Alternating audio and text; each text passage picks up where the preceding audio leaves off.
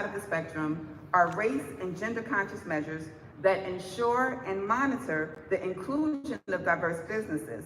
This is the direction we must go in as a starting point for righting the wrongs of the past and present. Now we will explore the last segment of establishing systemic discriminatory exclusion, which is the statistical evidence. First, within statistical evidence is the availability of minority women business enterprises in New Jersey. Availability was measured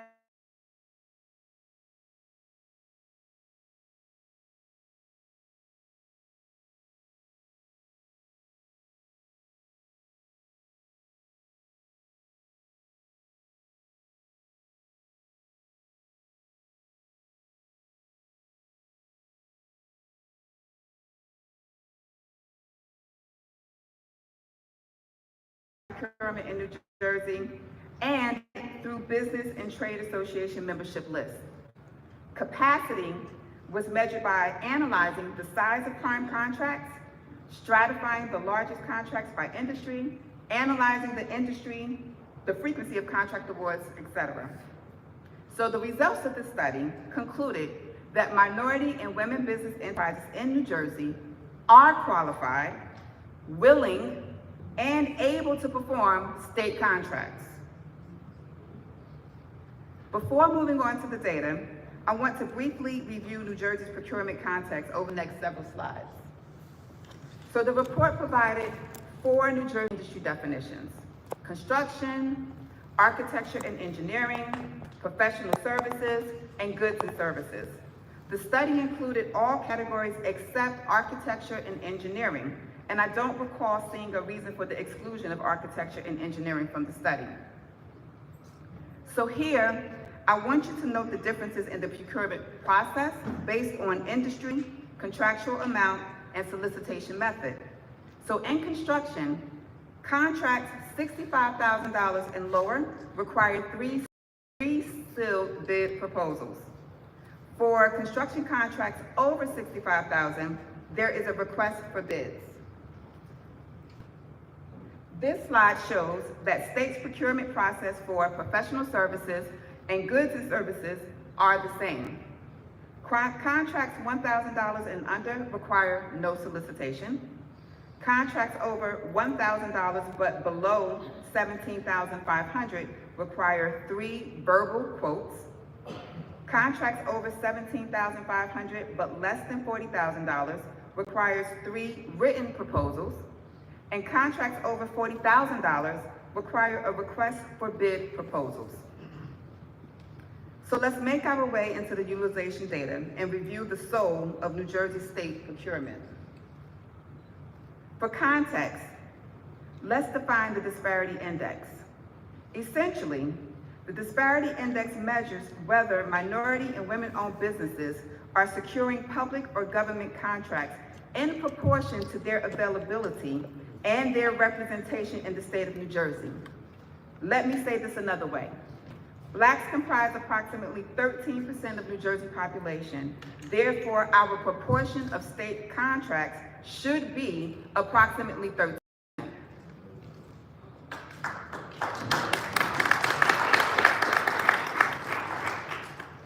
In the context of this study, highly utilized businesses are the small group of prime contractors in New Jersey receiving the most prime contract dollars.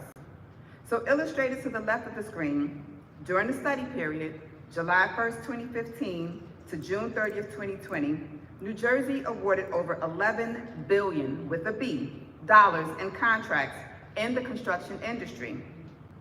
35 of 669 total businesses received 70% of the total construction prime contract dollars. Further, the most highly used prime contractors were 16 Caucasian male-owned businesses, which received 50% of the total construction prime contract dollars. Illustrated to the left again, Table 3.6 shows New Jersey awarded over $4 billion in contracts in the professional services industry. Table 3.11 illustrates that 49 of the 1,311 businesses received 70% of the professional services prime contract dollars. A small group, approximately 4% of prime contractors, received most of the professional services prime contract dollars awarded by state contracting agencies.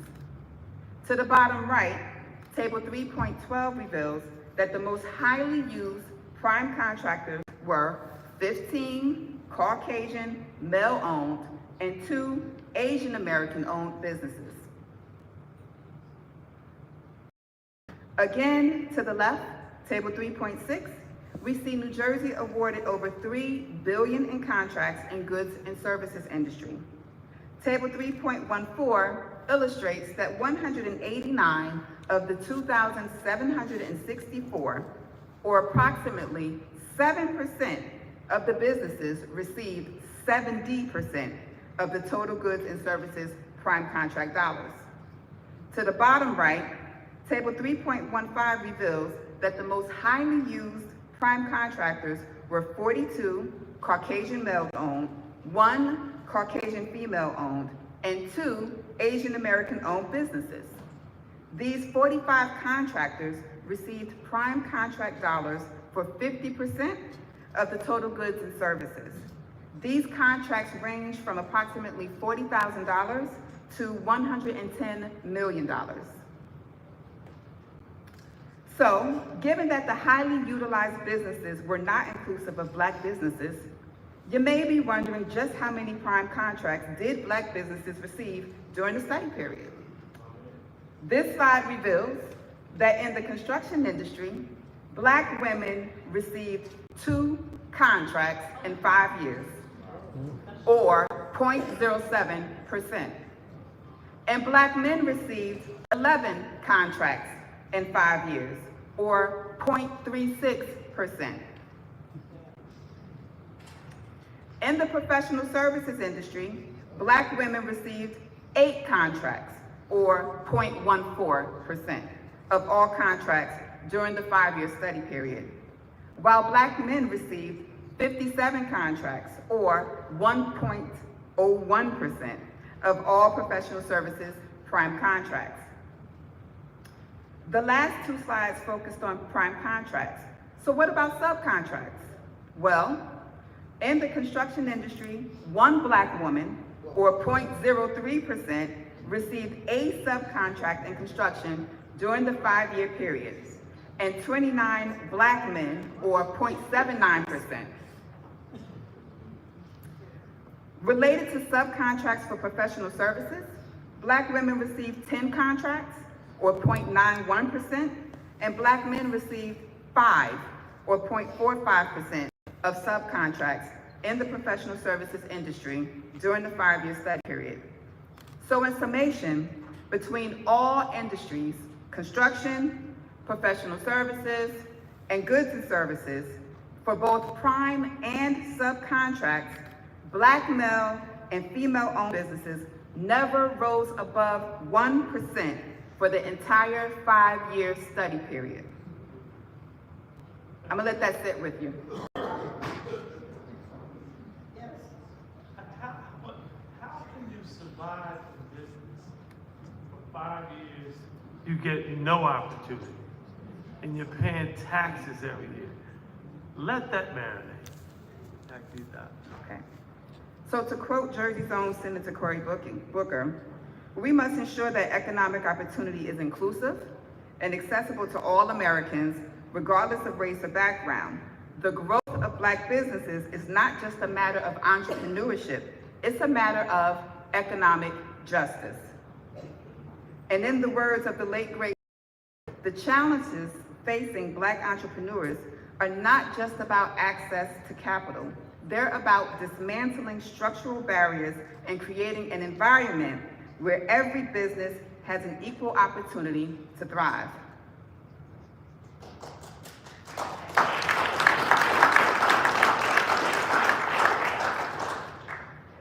The statistics and the percentages presented over the past several slides were descriptive.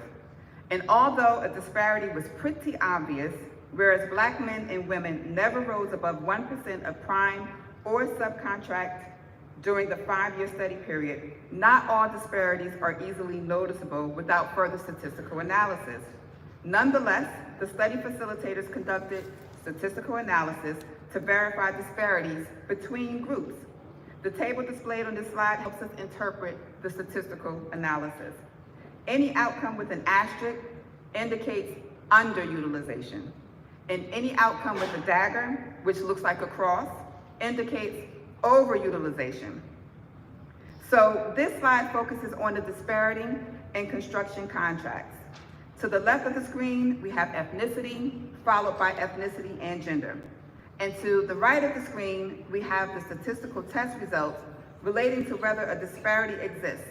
There are many asterisks validating underutilization and 2 daggers indicating overutilization. The interpretation of the last slide is as follows. For prime contractors and construction in New Jersey, there is a disparity for Blacks, Asians, Hispanic, and white women. For subcontractors in construction, there is a disparity for Blacks and Asians. Related to professional services, prime and subcontracts, for prime contractors and professional services in New Jersey, there is a disparity for Blacks, Asians, Hispanics, and white women. For subcontractors in professional services, there is a disparity for Blacks, Hispanics, and white women. For prime contracts in goods and services in New Jersey, there is a disparity for Blacks, Asians, Hispanics, and white women. And listen to me carefully. For at least one industry, prime or subcontract dollars, there was no disparity for Asian, Hispanic, and white women. However, there was a disparity for Black men and women in every industry, both prime and subcontract dollars. When I initially presented this study, I quoted James Baldwin, and each time I present it, it penetrates deeper. To be a Negro in this country and to be relatively conscious is to be in a rage almost all the time.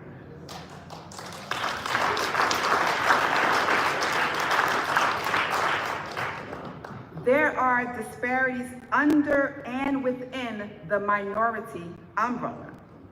And because of this documented fact that we've all known all along, by the way, I'm confident in saying that we, Black folks, are not interested in being lumped into the overarching category of minority.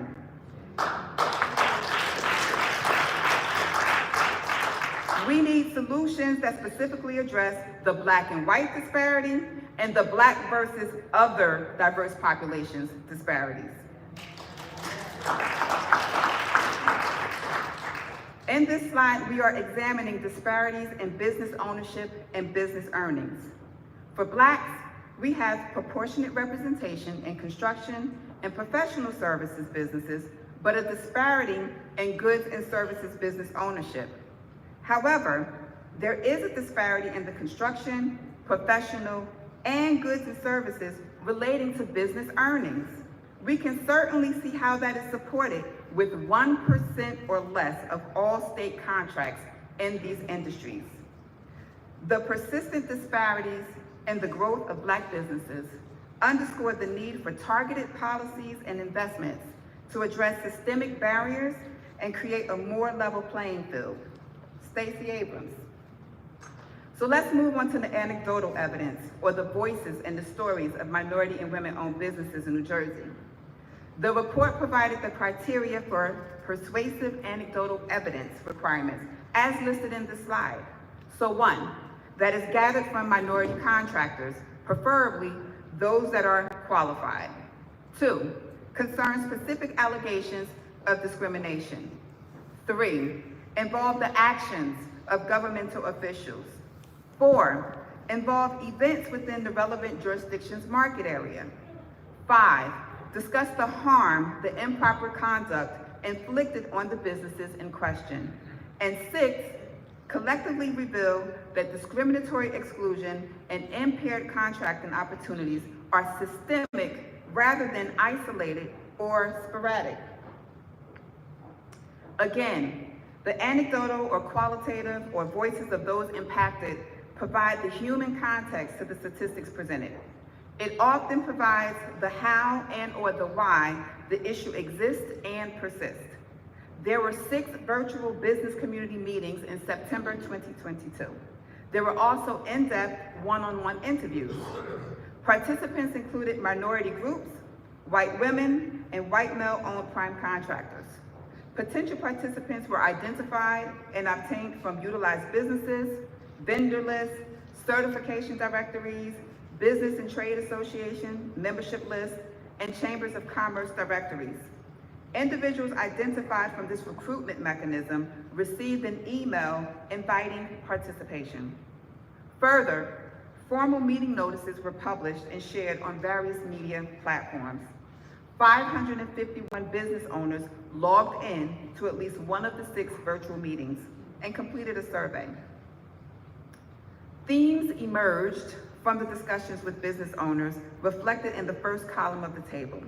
And I selected one quote to support each theme. I will read these quotes because I believe business owners can attest to these expressions and experiences.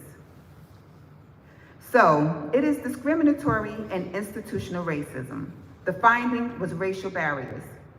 Everybody pays taxes, but only white people can get business with the government.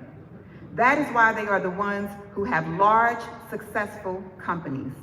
The people who are in decision-making positions have the power and authority to award the RFPs to people who look like them, not who look like African Americans or Latinas. We know that they are getting the lion's share of the business, and unless there are state mandates to include minority businesses, nothing will change. Theme 2, preferred contractors. The state already has an idea of who they want to work with before advertising the request for proposal. That is why they have very specific requirements in their RFPs. There are only 1 or 2 companies that can meet the requirements. Issuing an RFP just to allow businesses to respond with no intention of using them is not fair.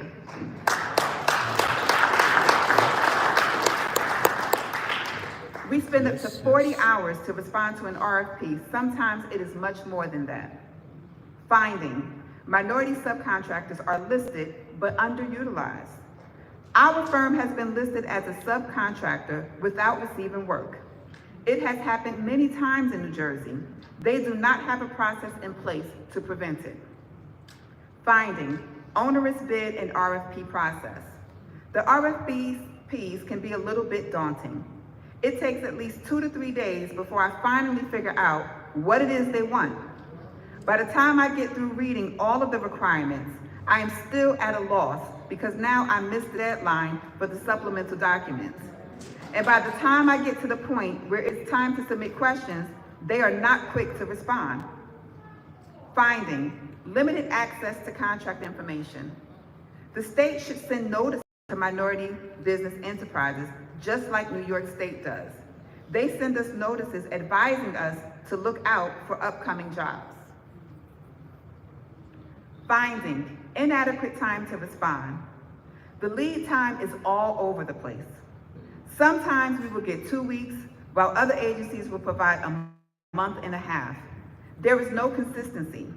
Sometimes they ask for questions too quickly. They also may be due within 1 week of issuing the RFP. The RFP process probably needs to be slightly longer. Finding, late payments. Our prime contractors do not pay us within 30 days. It usually takes 3 to 6 months. Depending on the agency, it could take up to 6 months. Finding, a statewide minority women business enterprise program. Having an MBE program with goals would be a good start. The Minority Women Business Enterprise Program should be as inclusive as possible. They should follow State of New York's Minority Women Business Enterprise Program. But setting goals will not do any good unless the goals are enforced.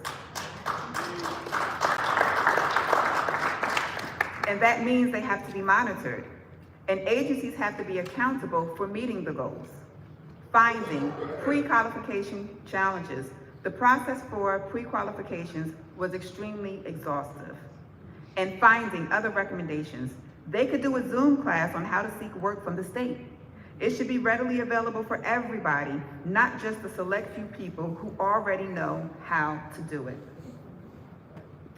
So the last component of the study framework is the remedial action scheme. And as a reminder, it is the acknowledgement of sufficient evidence to support systemic findings and the need for corrective actions.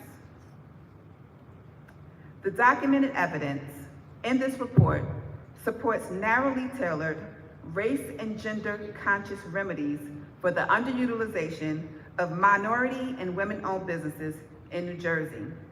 And this bears repeating, narrowly tailored, to include specifics for Black men and Black women who are at the bottom under the minority umbrella. Again, disparities need to be addressed between Blacks and whites and within minority groups. This is not only equity, this is justice, fairness.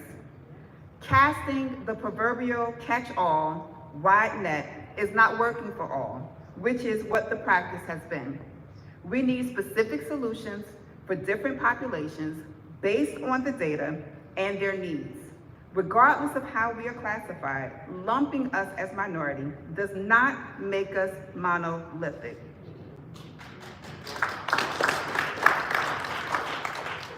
So we've examined how other states prioritize and put teeth and grit behind their minority and women business enterprise programs. I want to share at a high level promising components of various minority women business enterprise programs that the New Jersey state government can learn from and even enhance to make procurement with the state of New Jersey fair and equitable. Side programs, designating a percentage of contracts specified for minority-owned, women-owned, and other underrepresented businesses. Outreach and education, implementing programs to educate diverse suppliers on government procurement processes, helping them navigate and complete effectively.